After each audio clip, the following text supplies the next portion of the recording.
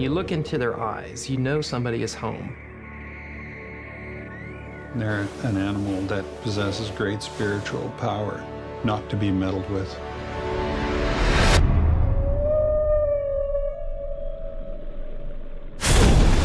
Orange County Sheriff's Office. We need SO to respond for a dead person at SeaWorld.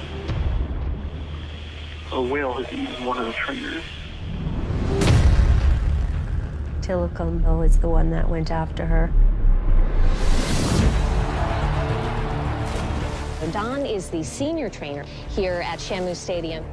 She captured what it means to be a SeaWorld trainer, that it made me realize what happened to her really could have happened to anyone. I've been expecting somebody to be killed by Tillicum. We weren't told much about it, other than it was trainer error. It didn't just happen. It's not a singular event. You have to go back to understand this. The speedboats herded them in, and they could just pick out the young ones. This is the worst thing that I've ever done. When Tillicum arrived at SeaWorld, He was twice as large as the next animal.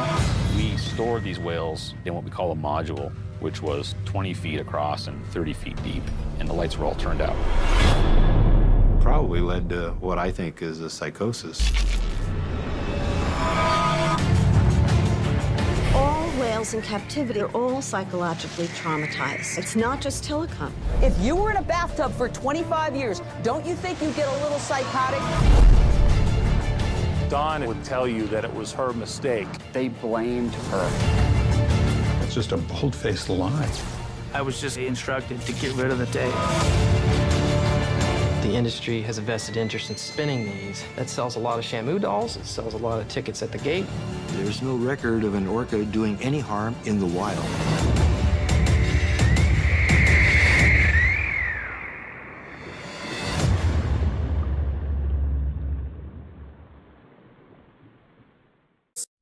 The sad life and dark times of Tillicum the orca whale. On January 6th, the world's most famous whale passed away. SeaWorld announced that Tillicum the orca whale has finally died due to complications from a bacterial lung infection he'd been ailing from. Tillicum's health had been in decline for a few months, but the suffering he endured as a captive orca whale lasted for more than 3 decades. In 1983, then 2-year-old Tillicum was captured off the coast of Iceland, ripped from his family and taken to a marine zoo. A year later, Tillicum was then transferred to Sealand of the Pacific, a former marine park in Canada's British Columbia. Forced to learn tricks and perform for audiences regularly, it didn't take long for Tillicum to become aggressive toward humans. In 1991, 20-year-old part-time trainer Kelty Byrne was working with Tillicum and 2 other whales when she slipped into the pool. As she struggled to get out of the tank, the whales reportedly prevented her from doing so. Tillicum supposedly carried the young girl's dead body around on his back for the next 2 hours before staff were able to retrieve her. After Sealand of the Pacific closed down the next year, Tillicum was then sold to SeaWorld Orlando for $1 million. There, too, the 1,200-plus pound whale was kept in a small tank built to hold only 1/10,000th of the water an orca would normally traverse over a day in the wild. Experts say these conditions can lead to psychosis for the whales, and it wasn't long before Tillicum struck again. In 1999, a 27-year-old drifter named Daniel Dukes had somehow snuck into the park and dove into a breeding tank to go skinny dipping with the whale. The next morning, in a familiar sight, Dukes' body was found draped across Tillicum's back. The death was reported as a likely drowning, but that wouldn't explain all the injuries Dukes suffered. His body was covered in abrasions, and his genitals had reportedly been bitten off.